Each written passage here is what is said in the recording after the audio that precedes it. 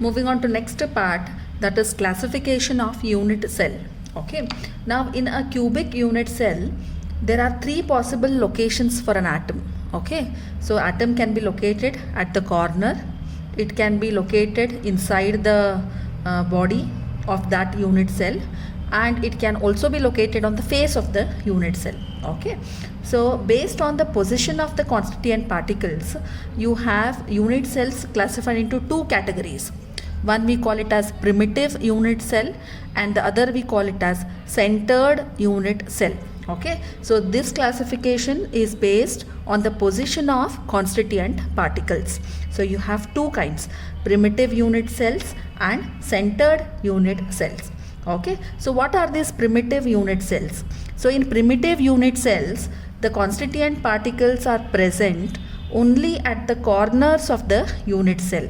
Okay, so in primitive, only at the corners. Now you can see only this, whatever the dot I have drawn is nothing but the constituent particle, and they are present only at the corners. So 1, 2, 3, 4, 5, 6, 7 and 8. So they are present in primitive unit cell. The constituent particles are present only at the corners of the unit cell. So generally we call it as P for primitive. Okay, now in case of centered unit cells, here the constituent particles are present at the positions other than the corners. So they are present at the corners also, and other than the corners also there are particles present. So then we classify them as centered unit cell. So centered unit cells are those in which particles, in addition to corners, they are also present at other positions. Okay, so in that we have again three kinds. We have body centered, face centered and end centered unit cell. Body centered, face centered and end centered unit cell. Now in body centered unit cell, we also call it as BCC, body centered unit cell. Here particles are present at the corners. Okay, now here they are present at the corners, right? So particles are present at the corners. In addition to the particles at the corner, there is one particle present at the body center of the body. So inside that one particle will be there. So this we call it as body centered unit cell. So in addition to corners, there is one particle inside the body. Now coming to face centered unit cell, also called as FCC, face centered unit cell. So here also particles in addition to corners. Corners, there are particles here. Okay, so these are the corner particles. So in addition to corner, there are one constituent particle present at the center of the each face. So how many faces will be there in a cube? So there will be altogether 6 faces. So on each face there will be one particle. So in the front face, one particle here, side, top, and again on side, and front one, back one. Okay, so there are altogether one particle on each face. So there, addition to 8 corner particles, there will be 6 faces. So there will be on each one face there will be one particle. So there will be 6 particles on each face, right? So on each face there will be one particle. So altogether there are 6 particles present on each face. Okay, so this is what is face centered. Coming to end centered unit cell. Here in addition to corners, now corners particles are there.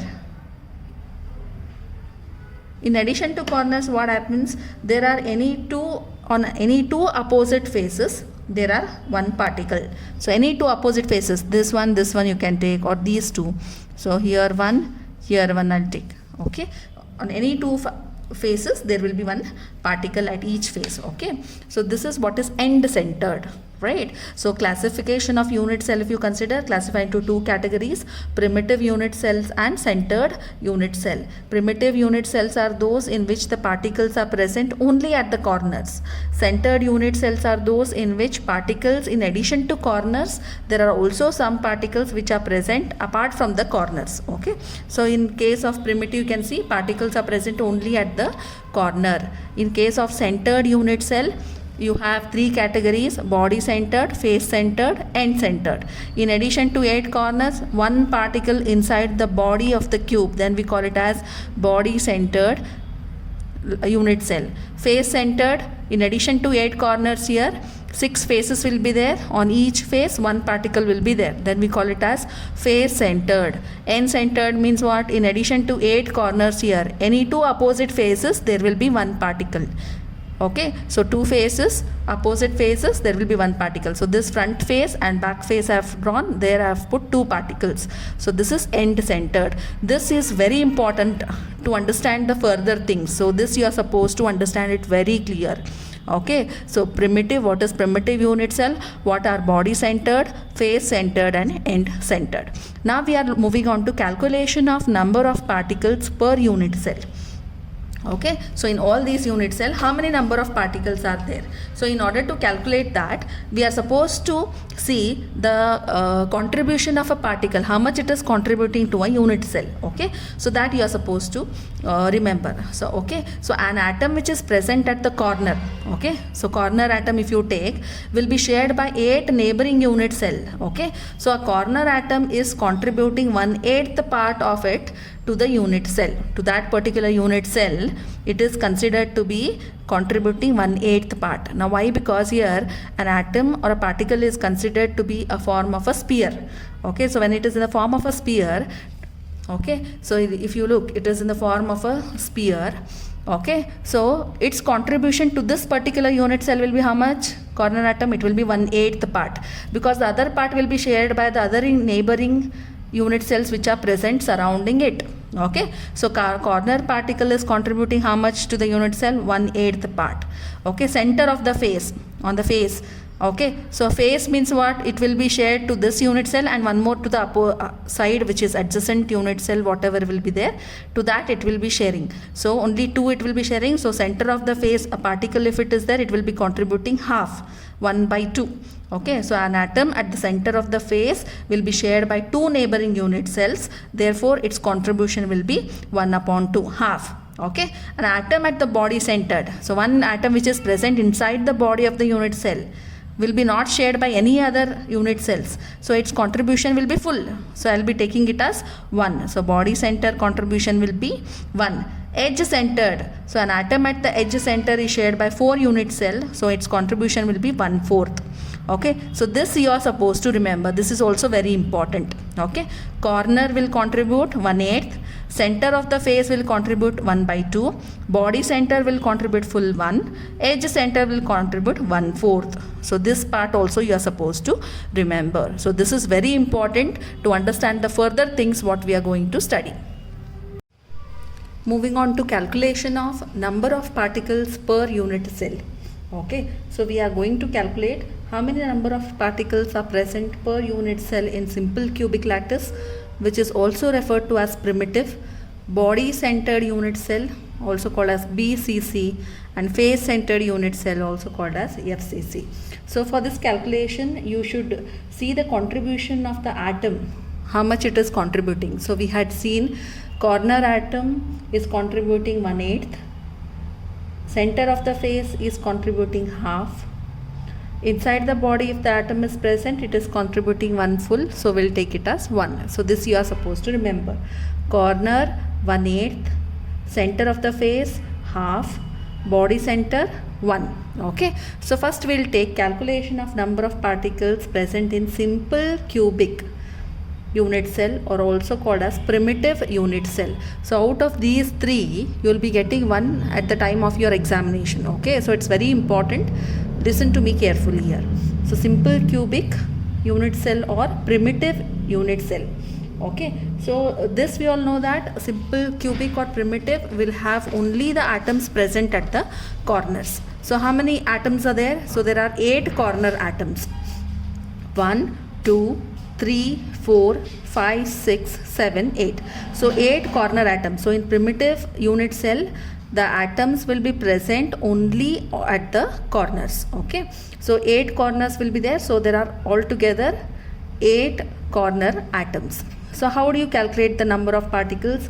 Number of particles is equal to 8 corner atoms, right? So how much a corner atom will be contributing? 1/8. So multiply that by 1/8 per corner atom. Okay, so 8 is for the corner atom, how much it is contributing? Corner atom will contribute 1/8. So 1 upon 8. So how many number of particles will be present in simple cubic unit cell? It will be 1. Okay, so 8 corner atoms into its contribution, that is 1 upon 8. So number of particles present in simple cubic unit cell is 1.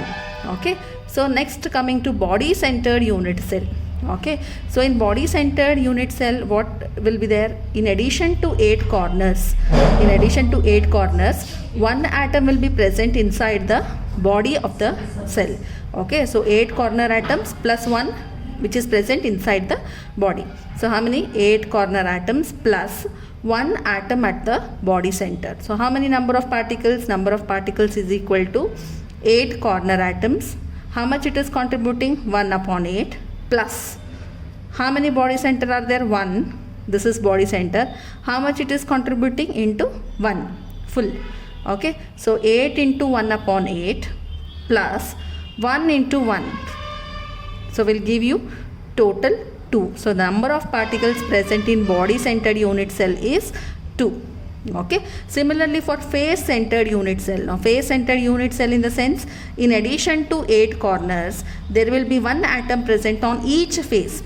Okay, so if you consider a simple cube, so how many faces will be there? 6 faces. So in addition to 8 corner atoms, there will be 6 atoms which are present on each face. So 1 atom at each face. Okay, so how to calculate number of particles? Number of particles is equal to 8 corner atoms. How much it is contributing? 1 upon 8 plus 6 face center. So 6 atoms are present at the face. So 6 face center into how much it is contributing? 1 upon 2, that is half. So 8 into 1 upon 8 plus 6 into 1 upon 2.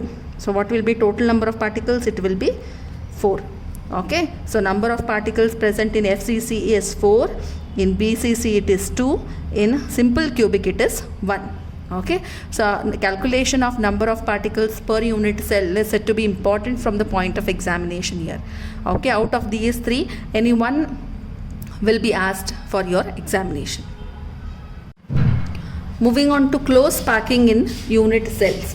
Okay, now suppose if you have a sphere, okay, sphere of equal size, right, and you want to arrange them in such a way that the spheres should come in contact with each other, leaving minimum space. Okay, so how can you do that? You can do it in 3 ways: close packing in 1 dimension, close packing in 2 dimension, and close packing in 3 dimension. Okay, so you have 3 ways of packing these spheres: close packing in 1 dimension, in 2 dimension, and in 3 dimension. Now first, if you consider close packing in 1 dimension, now here what happens? The particles, here we are considering particles in the form of a hard sphere similar to your ball, right? So particles are considered to be a sphere. So if your particles are arranged in a row touching each other, okay, so then we call it as packing in 1 dimension. Okay, so particles should be arranged in a row touching each other, then we call it as close packing in 1 dimension. Now here if you see any particle, you take any particle, so any particle if you see, it is directly in contact with 2 more particles. So this particle, if you see, it is in contact with this 1 particle, and 1 more is this particle. So we say coordination number is 2. Now what is that coordination number? Coordination number is nothing but the particle, whatever is there, is directly in contact with how many particles will indicate the coordination number. Okay, so if you consider any 1 particle here, directly it is in contact with 2 particles. So I say coordination number is 2. So coordination number is nothing but the number of nearest neighbors, okay, of a particle. So a particle nearest neighbors, in a sense, 2, directly in contact, whichever is there, then we call it as coordination number. So here coordination number is 2. Now close packing in 2 dimension. In 2 dimension, how will I pack? I can do it in 2 ways. One is square close packing, the other is hexagonal close packing. Okay, so close packing in 2 dimension, if you take, you can do it in 2 ways: square close packing and hexagonal close packing. Okay, so in 2 dimension, if you want to pack, you can obtain the structures by placing, you take 1 dimension and place it one above the other. Okay, so take one dimensional close packing structure, place it one above the other. So there are two possibilities of placing this one dimensional close packed structure one above the other. One, you get it as a square close packing, and the other is hexagonal close packing. Okay, now first if you consider square close packing, okay, square close packing, if you see, now here one dimensional structure is taken. Now this is what is one dimensional. Okay, this one row I will take. Okay, now the other row I will go on placing one above the other. Okay, so this row again I will place it here, such that the spheres are aligned horizontally and vertically. They are aligned horizontally and they are aligned vertically. So one dimensional close packing structure I'll take, I'll place it one above the other such that they are aligned horizontally and vertically. Now suppose if one row I label it as A, okay, if this I call it as A, the next also is similar kind, it is placed one above the other, so this is also A type. So square close packing I can call it as AAA type. Okay, now here if you take any one sphere, so this sphere if I take, it is directly in contact with how many spheres? 1, 2, 3 and 4. Okay, so directly it is contact with how many spheres? 4. So what will be its coordination number? Coordination number will be 4. So square close packing coordination number will be 4. Why? Because each sphere is in contact with 4 of its neighbors. Okay, now if you join the centers of these, okay, this is the center of this particle, this is the center of this particle, this is the center of this, and this is the center of this. So when you join this, you will be getting a square. Okay, so hence we call it as square close packing. Now this two-dimensional square close packing is not efficient because more of the vacant space, now here you can see more of the vacant space will be left. So this vacant space I can also call it as void. So whatever the vacant spaces that are left, that can also be called as void. Okay, now coming to hexagonal close packing. Now here what you do, you take one dimensional close packed structure here and place one more layer in a staggered manner. So first layer I have placed, so other layer what will I do is I will place into the depression of the second layer. So second layer I will arrange such that it will fit into the depression of the first layer. Okay, so first if this layer I will call it as A, this will I will call it as B, then again the third layer will be of similar kind of A. So I will call again this as A. The next, this fourth layer will be similar to that of B. So I will call it as B. So it will lead to AB type structure. Okay. And each sphere if you see, it is directly in contact with 6 spheres. Okay. So coordination number will be what? It will be equal to 6. Okay. So when you join the centers of these 6 particles, okay, this center if you take and join this, you will get a hexagon. So hence we call it as hexagonal close packing. So this is said to be efficient because left a space unoccupied will be very less. So void whatever you are getting will be very less. So maximum packing is possible. So it is said to be efficient than compared to square close packing structure. Okay. So packing you can do it in 3 ways, in 1 dimension, in 2 dimension and in 3 dimension. In 1 dimension in a sense you just arrange the particles in a row. In 2 dimension you can do it by using 1 dimensional close packed structure. So 1 dimension you take, go on placing one above the other such that they are aligned horizontally and vertically. Coordination number will be 4. In hexagonal close packing again you take 1 dimensional structure, place the other layer in such a way that it is fitting into the depression of the first layer. So in a staggered manner you are supposed to place. So this is giving AB type structure. Coordination number will be 6. Okay.